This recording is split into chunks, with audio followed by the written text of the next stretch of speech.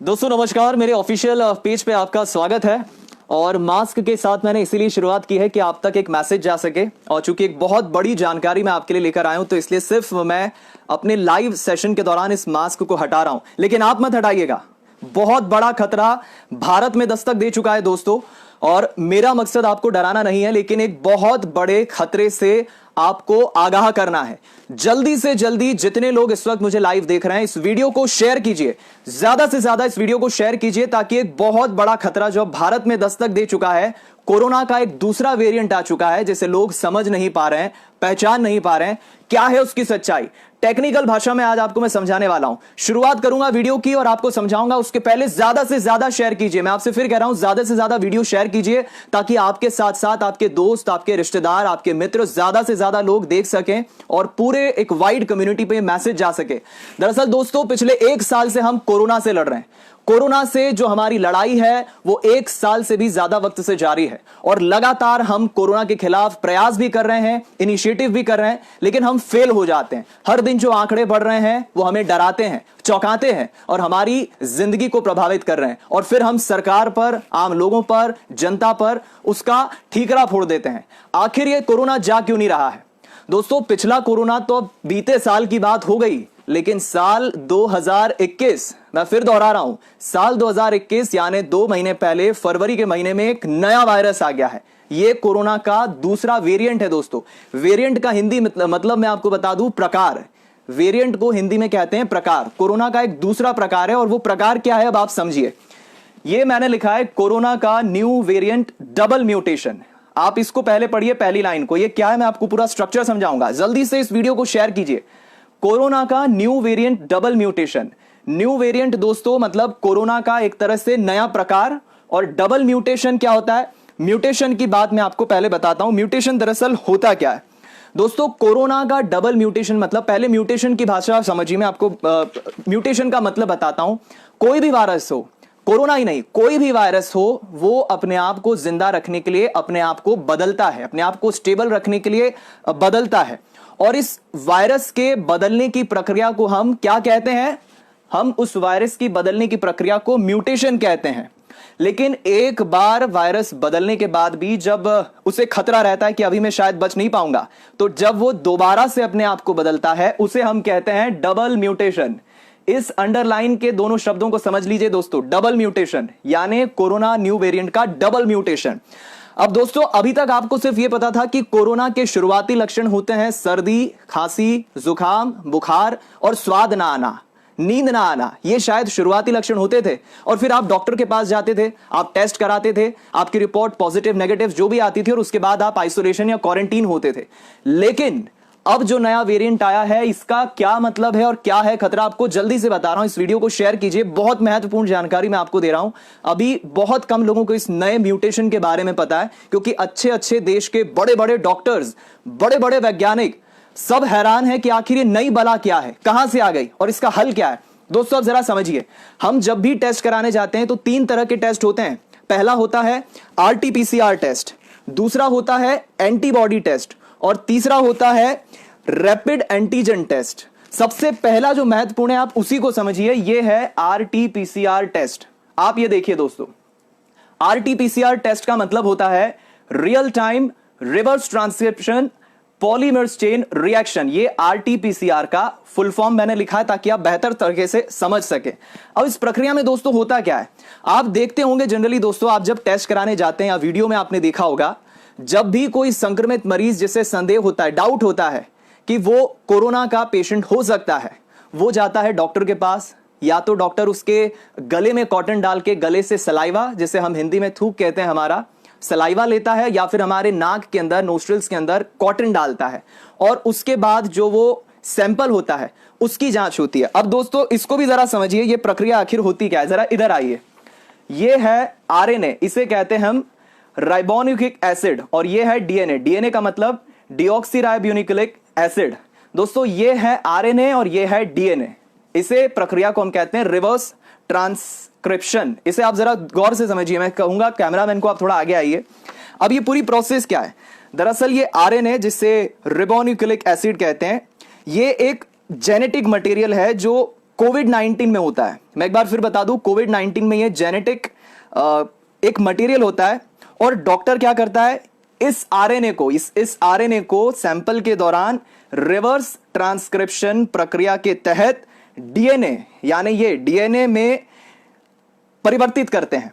और जब परिवर्तित करते हैं आरएनए को डीएनए में इस प्रक्रिया के तहत, रिवर्स ट्रांसक्रिप्शन के तहत, तो पता चलता है कि किसी मरीज में संक्रमण है या नहीं। ये जो 4 आप खतरे की घंटी देख रहे हैं, यही है वो वायरस जो बहुत तेजी से फैलता है। ये आरएनए है, डॉक्टर ने टेस्ट लिया, रिवर्स ट्रांसक्रिप्शन हुआ, डीएनए में कन्वर्ट हुआ, और फिर ये 4 जो वायरस के आप भाग देख रहे हैं, ये है कोरोना वायरस। अब दोस्तों, ये तो मैंने आपको आरटीपीसीआर की बता दी बात।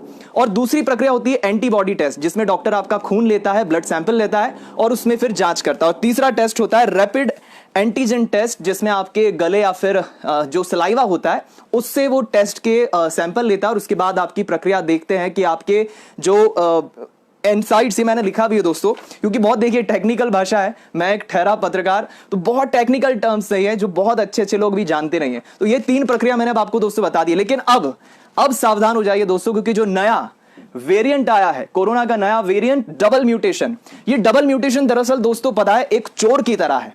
आप रात को अपने घरों में सोते हैं, आराम से सोते हैं, लेकिन चोर दबे पांव आता है और आपके घर में चोरी कर जाता है। ये नया वेरिएंट डबल म्यूटेशन ठीक उस चोर की तरह है जो आपके घर में दस्तक देता है और चोरी करता है। और इसके शुरुआती लक्षण क्या है दोस्तों, मैं आपको जल्दी से बता देता हूं।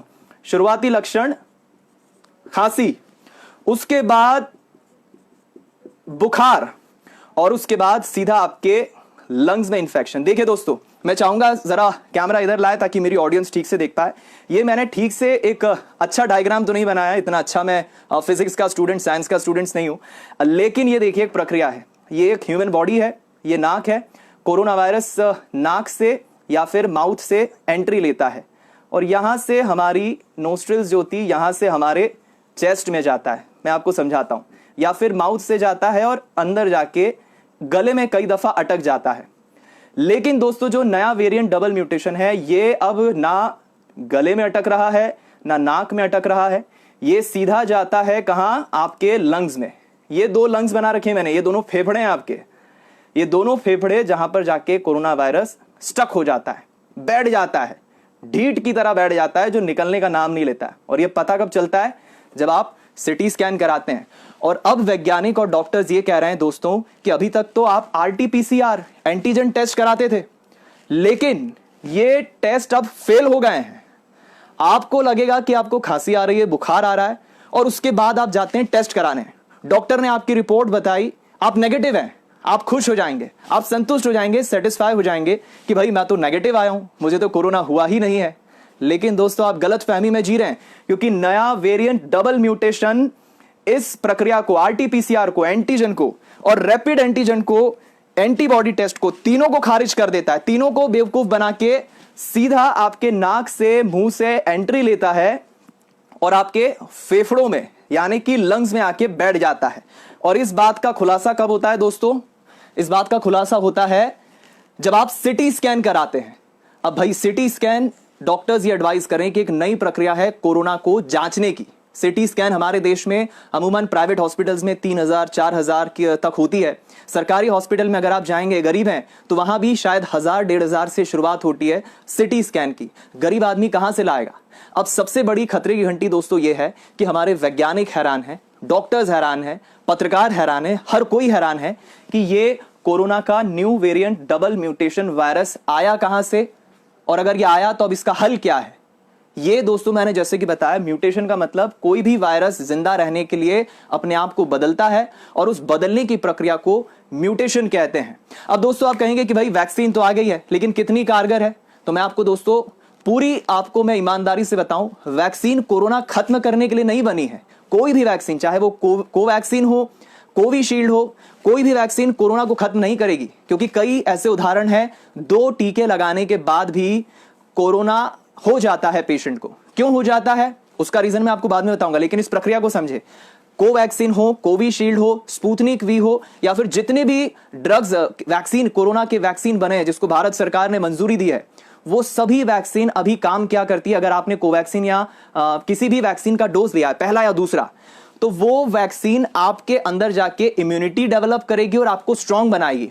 अब उदाहरण के तौर पे आपकी ये बॉडी है, आपको हो गया कोरोना वायरस, आपके लंग्स में पहुंच गया, आपने कोवैक्सीन या कोविशील्ड या स्पुतनिक वी कोई भी कोरोना का टीका लिया, वैक्सीन लिया, तो उसके बाद क्या होगा दोस्तों, अगर आपको कोरोना होने के बाद खतरा 100% का हो या 90% का हो, दवाई क्या करेगी, टीका क्या करेगा, वैक्सीन जो आपने लगाया वो क्या करेगा, उस खतरे को 100-90% जो आपकी हानि या नुकसान होना होता है बॉडी में, उससे कम करके 30-40% पे ले आएगा। यानी आपका नुकसान 100% हो रहा हो तो 100% के नुकसान को कम करके 20-30% पे ले आएगा। ये एक बहुत अच्छी बात है वैक्सीन की, लेकिन वैक्सीन कोरोना को खत्म कर देगी इस बात का दावा नहीं। तो दोस्तों हमें सबसे पहले तो इस नए वेरिएंट से बचना है। और दोस्तों आप मजाक नहीं समझिए, मैं फिर कह रहा हूं, इस वीडियो को ज्यादा से ज्यादा शेयर कीजिए। जितने भी लोग इस वक्त देख रहे हैं शेयर कीजिए, ताकि आपके मित्र, रिश्तेदार, सब लोग इस वीडियो को ज्यादा से ज्यादा देख पाए। मैं नहीं जानता इस वक्त कितने लोग देख रहे हैं, कितने लोग देख रहे हैं मुझे बताएंगे आप? कितने लोग देख रहे हैं मुझे लाइव? 50 से ऊपर? ओके ठीक है, जितने भी लोग देख रहे हैं इस मैसेज को मैं जरूर जानता हूं कि आप वायरल करेंगे, क्योंकि बहुत लोगों तक ये मैसेज जाना चाहिए। अब दोस्तों देखिए, आंकड़े मैं आपको कुछ पेश कर रहा हूं, बहुत हैरान करने वाले, डराने वाले आंकड़े हैं।